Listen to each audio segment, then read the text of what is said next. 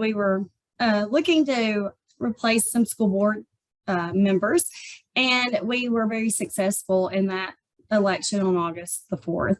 So I wanted to reach out to you to let you know what you providing the Tennessee Freedom Summit did in order for us to take the stand and get involved locally that we did.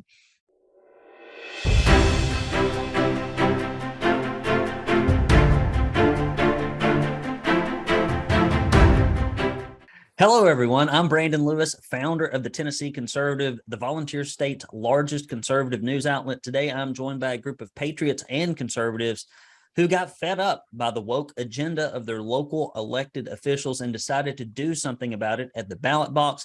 They are Mark Pulliam, Cheryl Wall, and Jennifer Clemmer. It is my sincere hope that their story will help encourage you to get involved and take action in your own backyard. It's what we need at the county courthouse, the school board, and especially in the Tennessee General Assembly. Guys, welcome to the program. Glad you're here.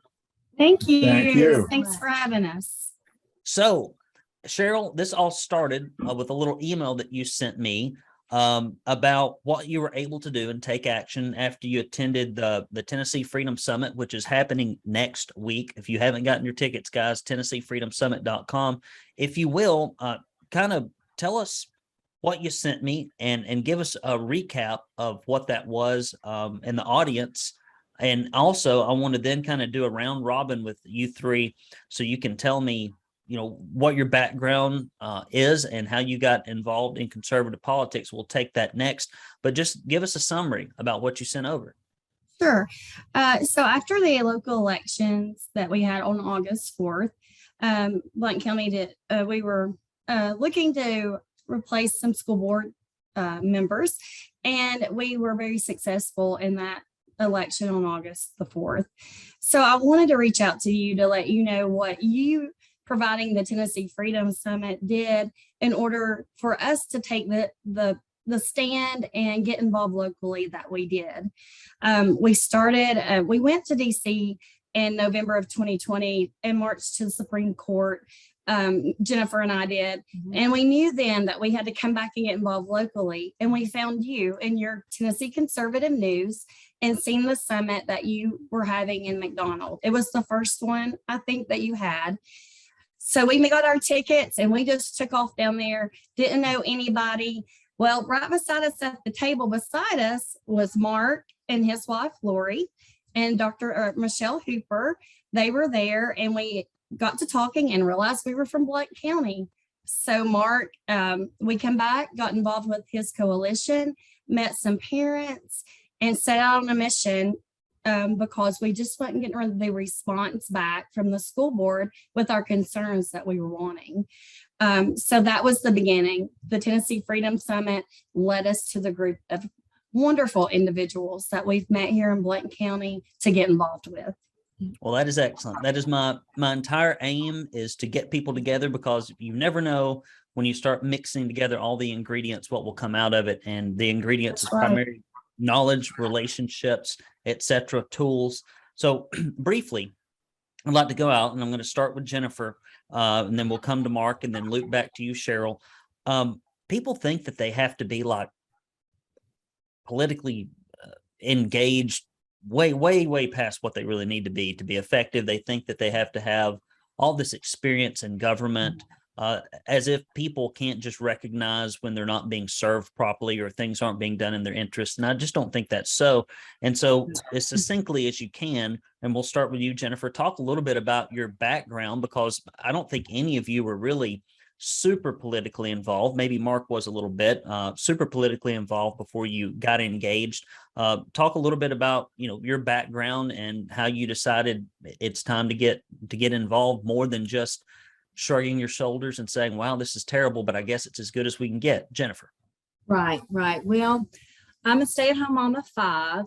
I have plenty to do with my time, and I've always been a patriot. I've always kept up a little bit, but it was just kind of things that I tried to instill in my children. I've been a homeschool mom for about 14 years, but we've also had a very close tie with the public schools through athletics.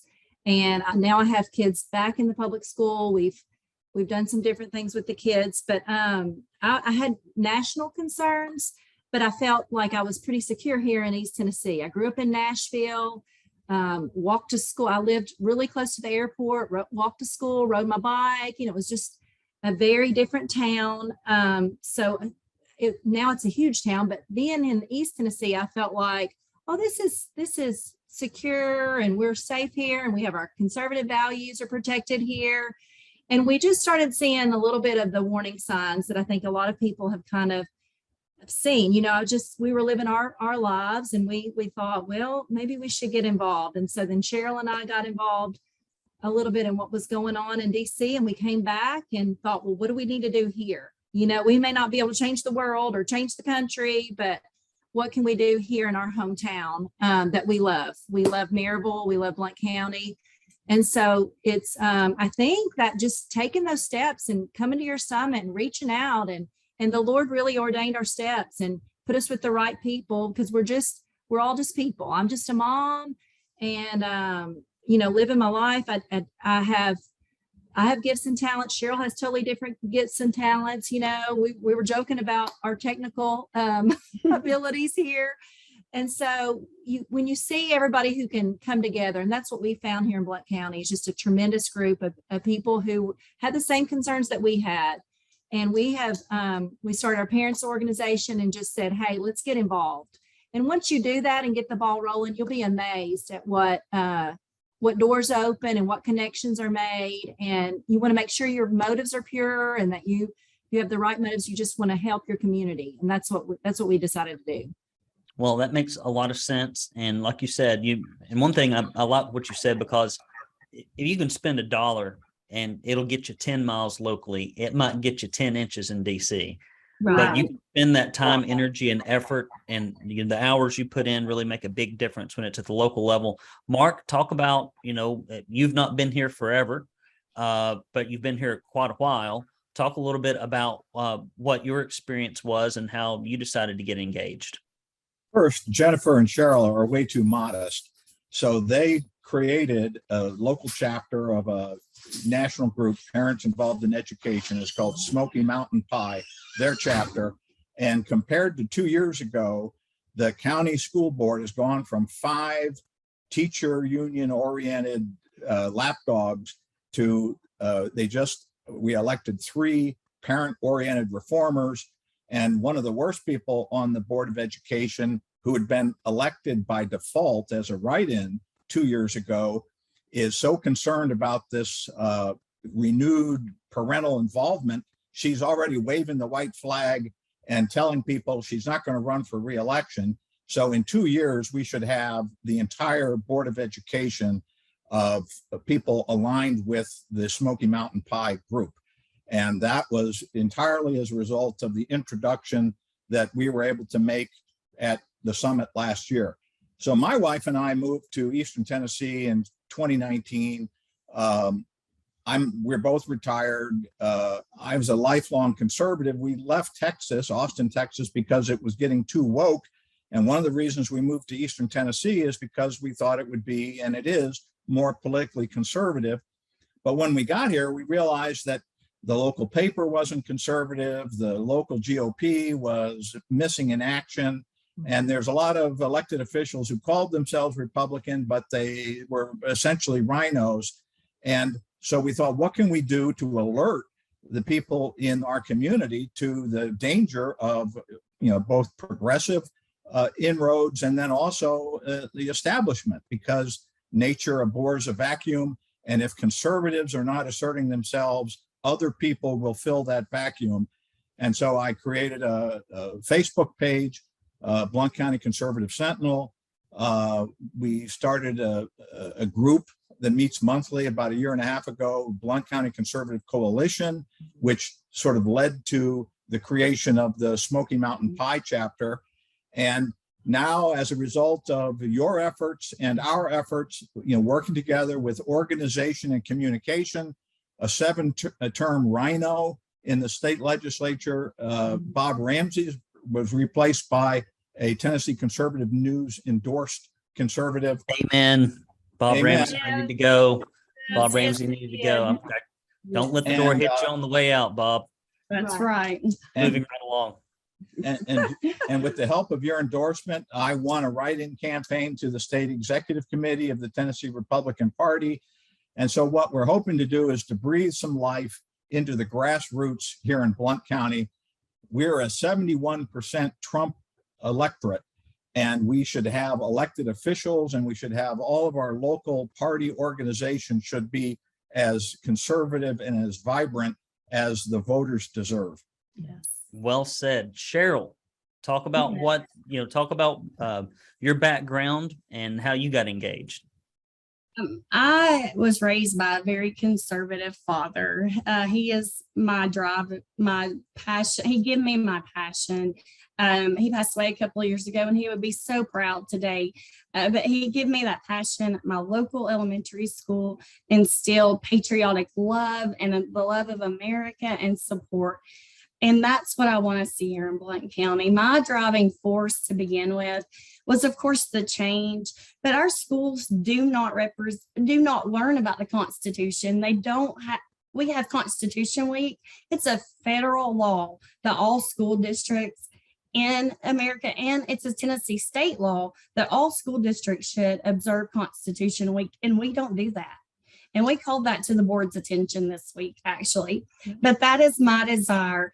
Is to instill in our children the love of country and the history that our country is founded on, the accurate, real history. Mm-hmm. And so that has drove me for years. I've always loved politics. I've been distantly involved, never in anything. But when this opportunity came and God brought all these people together, and we've seen some major miracles happen with that. Mm-hmm. And we are going to see the change that we are looking for. It's going to be blessed. And I'm just happy to be a part of it. Well, that is awesome, guys. Well, Mark, tell us about some of the problems you are seeing specifically in Blount County. It's one thing, government's never really very good. Nobody would go to a government restaurant. Nobody would want to go to a government mechanic. But for some reason, we've decided to get ourselves into education and a bunch of really complex things that even nonprofits and for-profits struggle to succeed in. And government typically doesn't do complex things very well that the marketplace also does. And so what were some of the specific problems, if you could name 3 or 4, that made y'all want to get after this? Well, the things that really got us concerned was, for instance, the public library. When we moved here and started paying attention, there was a transgender activist who was employed by the public library in charge of youth programming. And we wondered, how could a library that has a multi-million-dollar budget financed by the taxpayers in a supposedly Republican community surrender control of the programming to a transgender activist? Well, it's because the elected officials were lazy and were appointing people to oversee the library who basically were not doing a very good job. And you could see other examples of this, that the library had provided rent-free office space to a social service agency that was dedicated to helping the homeless. So in effect, inviting the homeless people to hang out at the library, which we thought was contrary to both the intention of the taxpayers in financing the library and also the function of the library is not to be a social service agency. And the reason that these things happen, and the same thing with the schools, is that the parents and the taxpayers and the voters are not pushing back.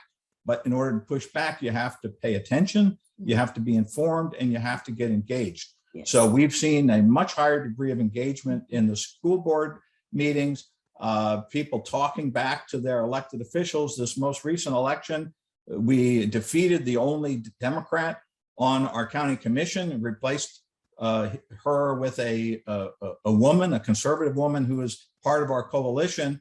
And more importantly, the other 20 commissioners are being more attentive to the concerns of the voters. And so we're seeing pushback on things, spending boondoggles, other things. And so elected officials will listen to whoever is talking to them the loudest. And it's our job as conservative voters to be talking to our elected officials so that they will listen. I agree. Jennifer, talk a little bit about, how your group organized. I'm going to try to put together next year. I couldn't do it this year, mainly because I was distracted by my house. But next year, I want to put together a really good, thorough candidate training, something that you'd think the Republican Party in Tennessee would do, or at the local level would do. They apparently don't do that. I used to be involved heavily in federal races and used to educate and instruct people on that. And I find that we send candidates out there to run for office and they don't know very much. So you've got to be organized. And it's one thing to bring people together, but you've got to be effective. Talk about some of the things that you did that you think made your organization or your group more effective, so that other people that are listening can maybe pick up on some of that in their local community. Okay. Well, it's really interesting. So when we thought we were going to go a different route, and when we got involved with USPI and we started our local chapter, it's more of a grassroots organization. It doesn't have maybe the national attention other groups have. And so we started meeting after we all met. We started getting together for coffee, just a core group of leaders. And Smoky Mountain Pie didn't endorse certain candidates. We supported the ones that we met. And two of the school board, we met one of the guys who replaced a seat. We met him one time and he just said, "Hey, I'm just a dad." He came to Mark's meeting and he was like, "I'm just a dad who wanted to get involved." And we really haven't seen him since. Like, it wasn't that we pushed him. It just, he was a dad who cared and stepped up to the plate. He got elected. Another one of the guys, we hadn't even really had a lot of contact with him. He won his election. The Erica Moore, who we did support and got involved in what you were talking about, the campaign part of it. We did the door knocks. She's not on social media. You'll love this. And everybody's like, "You can't win this race. You're not on social media." And she said, "I'm going to run my race the way I want to run." And she started meeting with teachers and meeting with principals and having conversations with people. And she kind of did it the old fashioned way and just got to know pastors and find concerns in the schools. And so we just came alongside whatever parent was willing to be involved. We didn't go out and handpick and push people. We just supported the people who wanted to run. And so that's Cheryl and I mean, we did the old door knocking and handing out flyers. We pounded the pavement a little bit. And those are neat conversations. We had, by handing out a flyer, we had a homeowner call our candidate, went to her website, not her Facebook page, went to her website and said, "Your opponent's signs are all over my neighborhood, but I want to hear what you have to say." And she said, "Can I come over?" And she went to their house and they had a conversation. And she said, "I'm changing my vote and I'm talking to my neighbors." So it really is a grassroots organization here. And then she had a fantastic turnout. She had the biggest margin, I think, of the three candidates that took the new seat. So we're excited for her. We wanted to support her.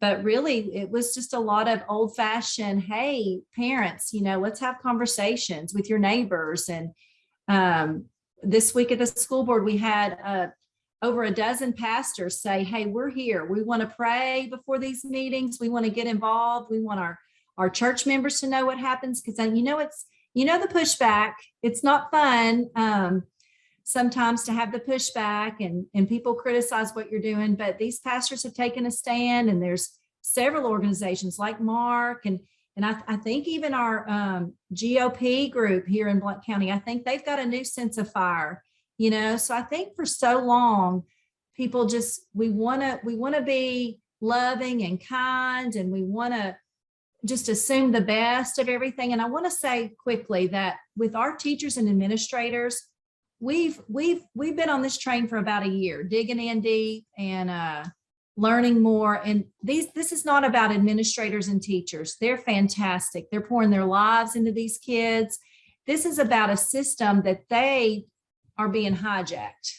And we've dug deep enough to see that. And so we want to make sure that we know we love our teachers. We support our teachers. Smoky Mountain Pie adopted a classroom last week, and we're pouring for the whole semester. We're giving them pizza parties and supplies, giving them supplies and coats or shoes, anything they need in their classroom.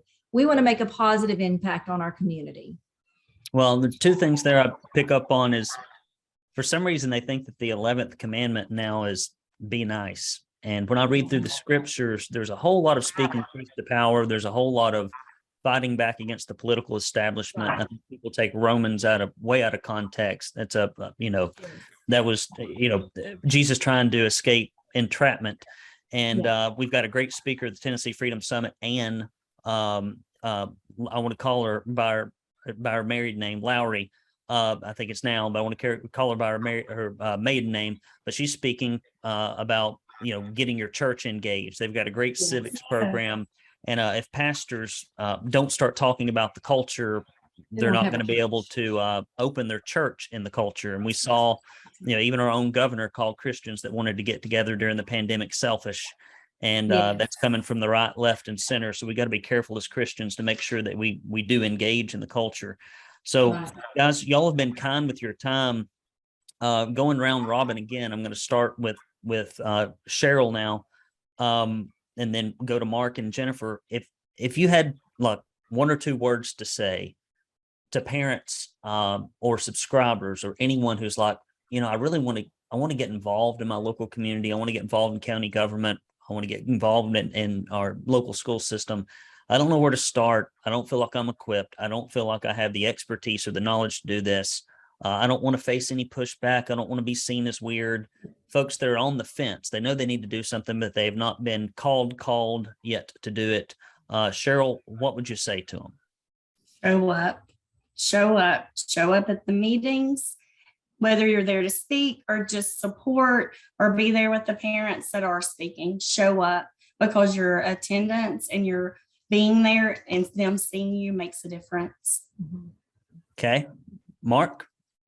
So I'd say that people think incorrectly that you have to be a political professional to be involved in politics. All you have to do is be an engaged citizen. And back in Thomas Jefferson's day, everybody was a yeoman farmer, but they were engaged citizens. And we still need to be engaged citizens.